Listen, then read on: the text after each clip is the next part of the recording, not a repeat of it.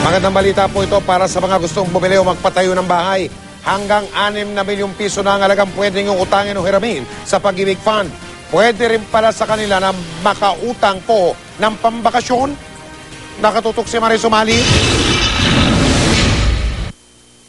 Gusto mo bang magbakasyon pero wala kang budget?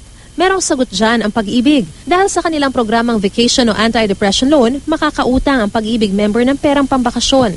Hindi na raw bago ito ayon sa Pag-ibig.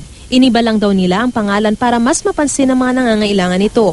Ang anti-depression loan ay nasa ilalim noon ng multipurpose loan kasama ng loans para sa livelihood, education, health o wellness at home improvement. Sa bawat problema kasi ng isang miyembro, may sagot ang Pag-ibig na maiibsan ang kahirapan ng isang tao. So ito, kahirapan sa kalooban.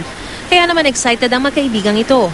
Mas okay naman po siya kasi at least sa Pag-ibig mas maliit yung interest naman niya. Tsaka every month naman, tsaka for ilang years naman po yun uhulugan. Gusto mo mag-travel, buong family, kaya lang ang daming gagastusin. Super, hindi makatravel. Yun, may chance na makapag-travel. Pero paliwanag ng Pag-ibig, 60 hanggang 80% lamang ng total contribution sa Pag-ibig ang maaaring utangin depende sa haba ng panahon bilang miyembro. Kasabay nito simula ngayong Hulyo, maaari nang makapag-loan ng hanggang 6 na milyong piso ang mga miyembrong nais bumili o magpatayo ng bahay mula sa dating 3 milyong piso. Ang minimum wage earners maaari pa rin makapag-avail ng housing loan sa ilalim ng socialized program kung saan maaaring mangutang ng hanggang 400,000 pesos. Sa low-cost program naman, maaaring umutang ng hanggang 750,000 pesos ang Pag-ibig member.